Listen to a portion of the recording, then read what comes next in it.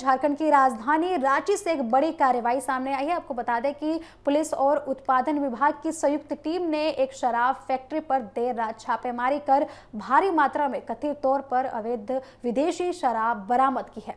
इस कार्रवाई में राष्ट्रीय जनता दल यानी कि आरजेडी के नेता, बिहार के पूर्व एमएलसी सुबोध कुमार समेत 3 लोगों की गिरफ्तारी हुई है। आरोप है कि फैक्ट्री में दूसरे राज्यों के नामी ब्रांड के फर्जी लेबल लगाकर शराब तैयार की जा रही थी और उसे अलग अलग राज्यों में कम कीमत पर बेचा जा रहा था। जानकारी के मुताबिक ये छापेमारी रांची के और मांझी स्थित तरंगनीत लिकर्स प्राइवेट लिमिटेड में मंगलवार देर रात की गई। कार्रवाई का नेतृत्व सहायक उत्पाद आयुक्त उमाशंकर सिंह ने किया। छापेमारी रात करीब 12 बजे शुरू हुई और बुधवार सुबह लगभग 6 बजे तक चली। छापेमारी के दौरान मौके से पूर्व एमएलसी सुबोध कुमार, उनके चालक देवेंद्र भगत और फैक्ट्री के एक कर्मचारी रविकांत राय को गिरफ्तार किया गया है। आपको बता दें कि तीनों को बुधवार शाम न्यायिक प्रक्रिया शुरू होने के बाद बिरसा मुंडा केंद्रीय कारागार में भेज दिया गया है। जांच के दौरान फैक्ट्री में बड़ी मात्रा में विदेशी शराब बरामद हुई है। आपको बता दें कि अधिकारियों का कहना है कि शराब की बोतलों पर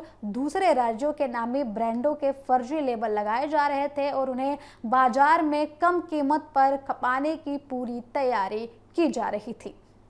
छापेमारी में किंगफिशर स्ट्रॉन्ग प्रीमियर बियर की 70 पेटियां, आफ्टर डार्क ब्लू ब्रांड की 218 पेटियां, 8 PM ब्रांड की 7 पेटियां और रॉयल्स गोल्ड विस्की की 78 पेटियां बरामद की गई हैं।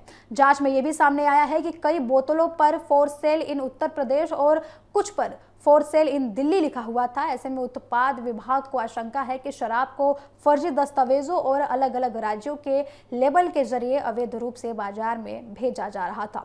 अधिकारियों का आरोप है कि फैक्ट्री में स्वीकृत ब्रांडों के अलावा मिलते जुलते अन्य ब्रांडों का भी भंडारण किया गया था। साथ ही विदेशी शराब के स्टॉक में गड़बड़ी, फर्जी दस्तावेजों के जरिए परिवहन, अन्य राज्यों में अवैध आपूर्ति और सरकार के राजस्व को नुकसान पहुंचाने जैसी गंभीर गड़बड़ियों के संकेत मिले हैं। इस पूरे मामले में एक और बड़ा सवाल खड़ा हो गया है, वो है कि इस शराब फैक्ट्री में उत्पादन विभाग की ओर से बॉन्ड अधिकारी की तैनाती की जाती थी। नियमों के मुताबिक उत्पादन और स्टॉक की निगरानी इसी अधिकारी की मौजूदगी में होती थी। ऐसे में सवाल उठ रहे हैं कि यदि विभाग का अधिकारी वहां मौजूद था तो कथित तौर पर दूसरे ब्रांड के फर्जी लेबल लगातार शराब तैयार और बाहर कैसे भेजी जा रही थी। बताया जा रहा है कि ये पहली बार नहीं है कि ऐसा हुआ है।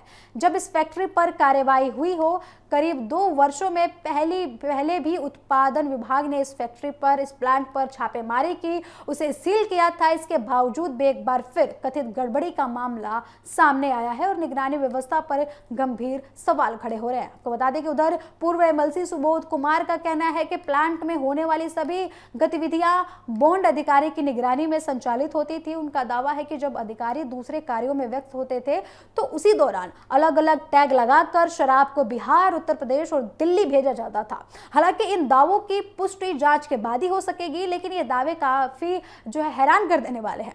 फिलहाल उत्पाद विभाग पूरे मामले की विस्तृत जांच में जुटा हुआ है। ये पता लगाने की कोशिश की जा रही है कि कथित फर्जी लेबलिंग और अवैध सप्लाई का नेटवर्क कितना बड़ा था, इसमें और कौन कौन लोग शामिल थे तथा राज्य के राजस्व को कितना नुकसान पहुंचाया गया।